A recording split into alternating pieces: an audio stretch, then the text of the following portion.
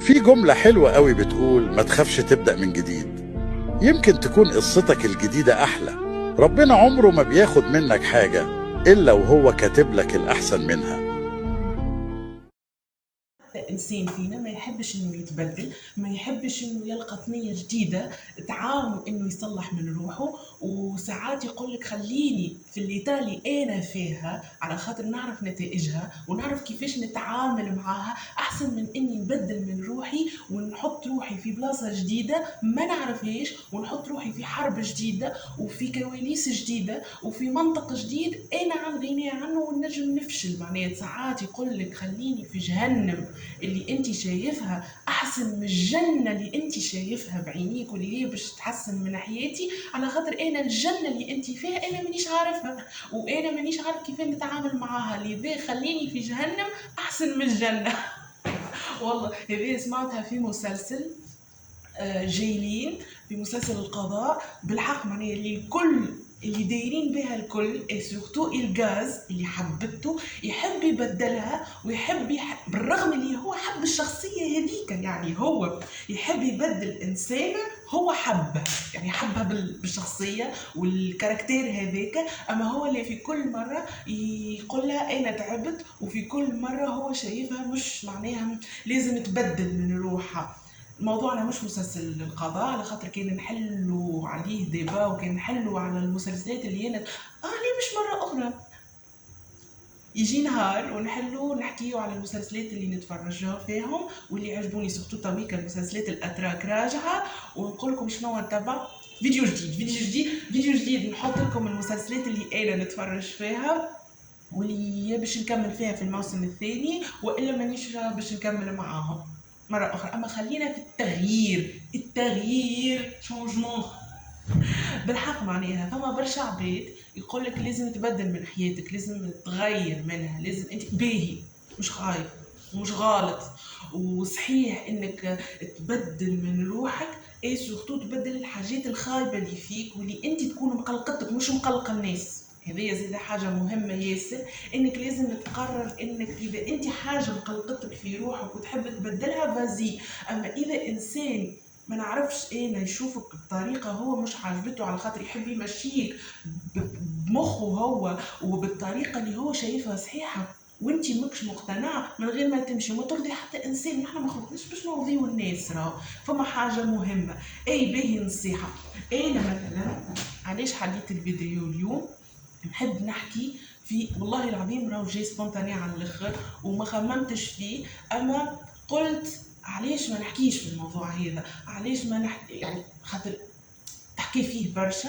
انا قلت علاش ليه ما نحطوش في فيديو وميسالش. انا كي حليت القناه اليوتيوب ما حليتهاش بون مش نكذب كان ما قلتش انه حليتها باش تكون على الماديات ومن لا نكذب، اي نكذب، حليتها باش نشوف روحي نجم نربح منها فلوس ولا اللي نضيع في وقتي ونحل ونصور ونمنتج ومينياتير على الشات جي بي تي وما نعرفش شو. لا حليتها هدف الاول انه يكون عندي منها دخل مادي. علاش يقولك نوع من دخلك واخلق فرص جديده في حياتك باش تدخل منها الفلوس. اي انا لقيت مش اسهل حاجه على خاطر لو انك تكون كرياتور دو كونتوني مش سهله، وبالحق معناها انك تلقى هكايا الحاجات والطرق انك تكون بها معناها تلفت بها نظر الناس ماهيش سهله حتى طرف وصعيبه. وبالحق معناها وقت اللي تدخل كي تبدا انت تغزر للإيماج من برا تقول محلاه، اما كي تدخل في وسطها تفهم المصاعب وتفهم. سهل انك تكتب كومنتير على انسان ما تعرفوش، اما هو فينا المور بالحق يدبرم عليها. ما انا ما وصلتش للحاله هذه على خاطر فما كلمه ديما نقولها اني نقبل النقد، بالحق نقبل النقد مانيش نقول فيها كلمه معناها عادي اني نسمعك وانك تنقدني او انك تحب خاطر انت متلقي. اذا انا معناها نحكي مش على تغيير الشخصيه هذيك حاجه وانك تصلح مني حاجه، وعلى خاطر التغيير فيه برشا حاجات كي نقعدوا الغدوه نحكي وفما مواضيع يتفرع منها. مثلا تويكا كيما انا حاله قناه يوتيوب نقبل انك تقول لي صلح الحاجه هذه، صلح اعمل بدل من هكا شوف حاجه، اما الطريقه ديما هي اللي تختلف. على على تختلف معناها في اني نتقبلك، معناها انه مثلا انه تقول لي والله محليها الحاجه ذيك، انك لو تحسن فيها نقبلها.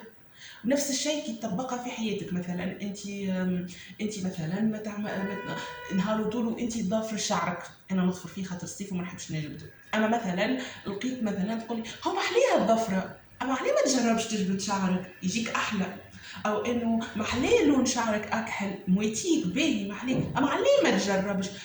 هكاك تخلي فما نقاش بيناتنا، نجم انا نولي نفسر لك علاش انا نعمل ضفره، او انه علاش انا ما نحبش نعمل لون جديد في شعري، نتناقش النقاش الحوار التغيير هو معناها انه نتحاوروا على حاجات انت شايفني مانيش باهيه في شخصيتي، او انه انك تحب اي حاجه مصلحه في حياتي معناها.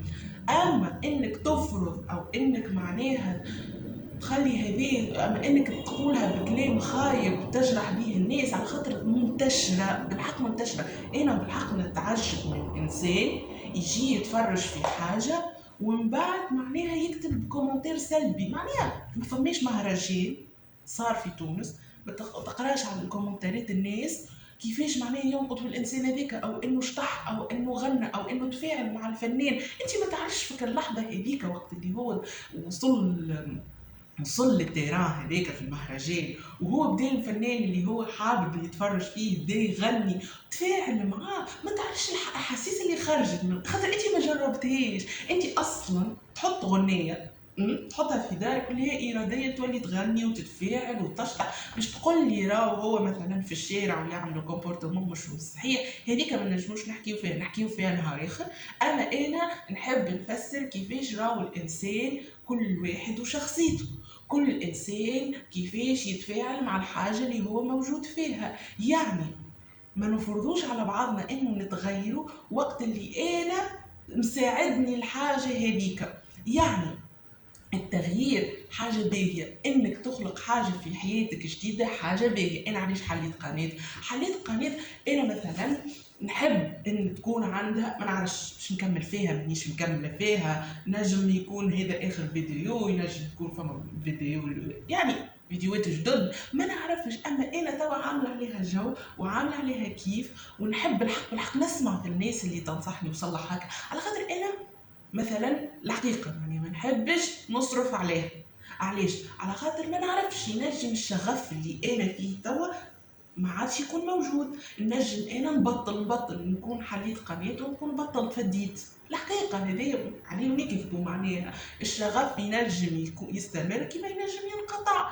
اما انا في الانستون هذا قاعده نسمع في الناس اش تحكي، كيفاش تنقدني، كيفاش صلح الكادر. ينجم الكادر اللي انا توا فيه ما يعجبش اللي قاعد يتفرج، وهذا حاجه طبيعيه ونتقبلها. اما انا هذا الموجود توا ومانيش ناويه اني نغير، على خاطر مثلا يمكن نغير وقت اللي نوصل 500 متابع، والله وقت اللي نولي نوصل 1000 متابع. يعني بيوت من هدف من اهداف اليوتيوب تحقق. هما شنو الشروط؟ انه يكون عندك 4000 ساعه مشاهده ويكون عندك 1000 متابع. انا ما زلت في الثنيه اني قاعده توا عندي 222، ووقت اللي يهبط الفيديو ما نعرفش قداش من متابع يولي عندي، يمكن يولي عندي 250، ما نعرفش. انا في الانستون هذا نحب نحكي انه اي انسان بالحق معناها ما تسمعش الناس اي خذ فكره على هما شنو يحكيو، خذ فكره انه كيفاش لازم تصلح. اما اذا انت الحاجه اللي انت فيها مرتاح، او انه معناها ماكش متقلق، ما تبدلش بالحق، ما تبدلش، ما تكونش كيف الناس، وما تكونش نسخه يحبوها العباد، على خاطر النسخه هذيك ينجم غدوه يجي انسان اخر يقول لك ليه النسخه دي انت فيها مش عاجبتني، ايش قولك تعمل هكا. يعني ارضاء الناس غايه لا تدرك بالحق والله العظيم. يعني اما انت كي تحب تبدل لون شعرك، انت في قناعتك انك تحب تبدل لون شعرك، فازي برا بدل. الدنيا نعيشوها مره واحده، ما نعيشوهاش 1000 مره بالحق، وهي فانيه بالحق. الدنيا فانيه، يعني لو نفهموا ونتعمقوا فيها تلقاو انه شوفي ضفتي والله العظيم تلقاو اللي هي فما برشا امور كي كنا العام التالي ولا عامين التالي كبرناهم، توا كي تجي توصل للموضوع ولا للمشكل تقول والله انا كبرته بالفارغ، معناها والله ما حقليش اعمل بالطريقه هذيك، استنزفت طاقتي وعملت مشاكل في حاجه تافهه ياسر. اما وقت اللي انت عشتها العام الثاني كنت متقلق ومتنرفز وما نعرفش انا. هذاك علاش تعلم. اذا نجم نلخصوا الفيديو هذا، نحب نقول لك اعمل الحاجه اللي انت تحب تعملها، اللي انت خارجه من داخل هكا من داخل من داخل تحب تعملها. ما تستنى حتى انسان يشدك من يديك ويقول لك هيا اجي شوف الدنيا هذه، على خاطر الدنيا اللي يشوفها هو بعينيه تنجم بعينيك انت ما تعجبكش. هذاك علاش باهي انك تتحاور مع الانسان، باهي انك تشرح نظريتك، باهي انك تفسر الحاجات اللي انت قلقوك والحاجات اللي انت تحبهم. اما في نفس الوقت عمرك ما تتبدل باش ترضي انسان، ما تعملهاش. خذ اسمع الناس، وقت اللي تسمع الناس اللي تحب نصيحه بالحق، اللي تعطيك في نصيحه باش انك تطلع، باش انك تصلح، باش انك تثبت ذاتك، باش انك تتغير حياتك للاحسن. اما عمرك ما تخلي فما انسان يقهرك، او انه انسان ينزل من ينزل من معنوياتك، على خاطر هو بالحق انا ديما نقولها ونعاودها. باهي انك تكون ملموم مع الناس، باهي انه يكون عندك اصحاب، باهي انه تكون عندك عائله محليها وسامباتيك، اما في نهايه الموضوع وفي نهايه الامر ما فما حتى انسان ينجم يرفعك وينجم يقويك ويوقفك على ساقيك غير انت. بالحق ما فما في الدنيا هذه غير انت اللي لازم بالحق تتعلم انك تقف على ساقيك، تتعلم انت تعرف شنو هو تحب في الدنيا هذه، تتعلم انك تسير حياتك، تتعلم انه نوقفوا مقارنه من على الناس. بالحق معناها على خاطر نحن ديما مشكلتنا في الدنيا هذه، ونرجع نقولها، انه نشوفوا الصوره، ما نشوفوش وين وصل الانسان. باش وصلت الصوره كتبت الانسان صاحب الصوره قديش من معاناه عاناها، قديش من مشقه عاشها باش وصل كمل هكا الصورة اللي انت شايفها تويكا مثالية. ما فما حتى انسان تخلق مثالي، ما فما حتى انسان ما يعرفش معناها وصار يعرف الا ما هو بالتجارب اللي مر بها. هذاك علاش عمرنا ما نتعلموا ننقدوا انسان. وقت اللي نشوف انسان يغني ولا متفاعل مع انسان، بالحق يمكن فما حاجة حركها الفنان هذاك في الانسان هذاك انت ما تعرفيش، او انك مازلت ما عشتيش.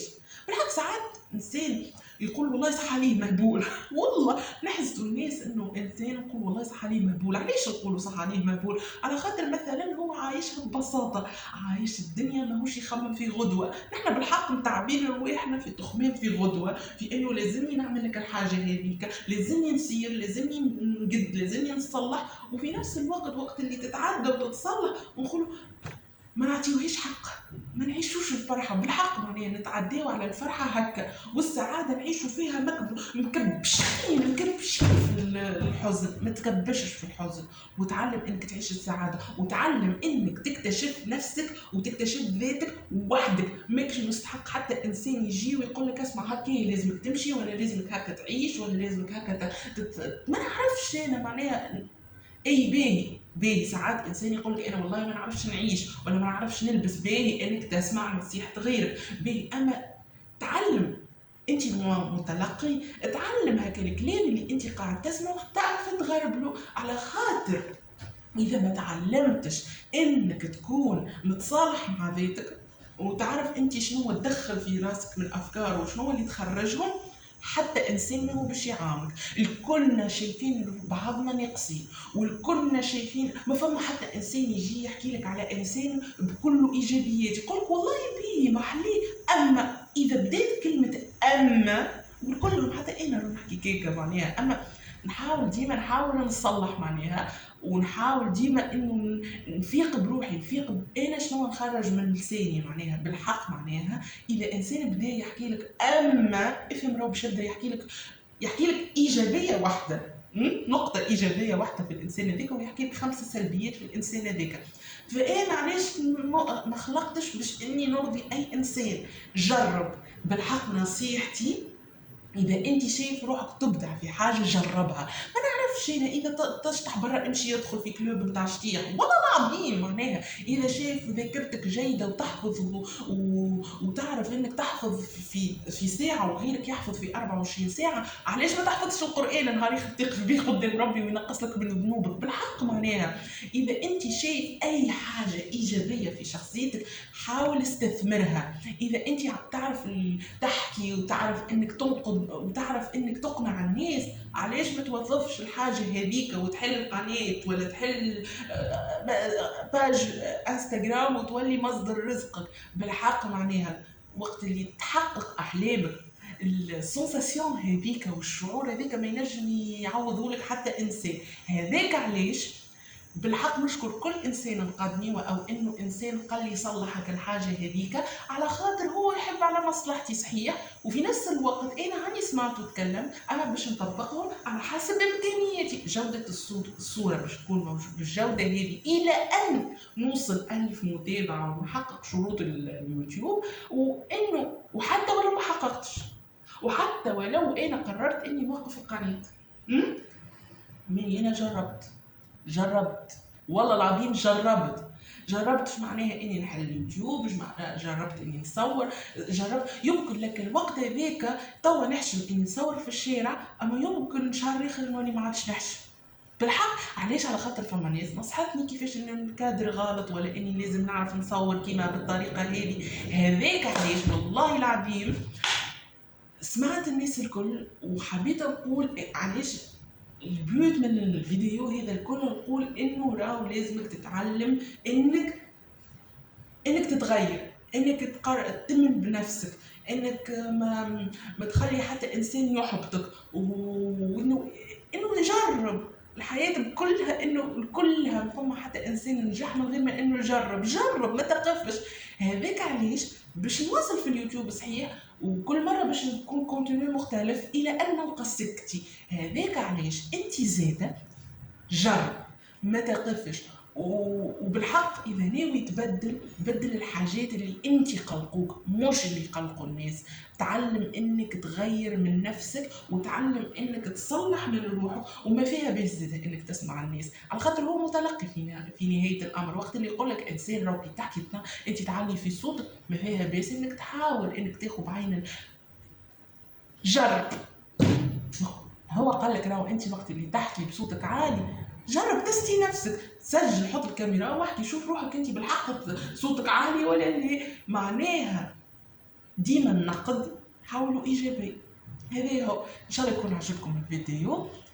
مانيش عارف الفيديو الجديد الجايش كيفاش باش يكون، اما حبيت نهبط الفيديو هذا وحبيت نشارككم معناها نقطه مهمه ياسر، انه ديما اسمع صوتك الداخلي، على خاطر هذاك هو الوحيد اللي يرشدك للثنايا الصحيحه، وهذاك هو اللي باش يساعدك انك تقف وانك تكون في ثنايا صحيحه.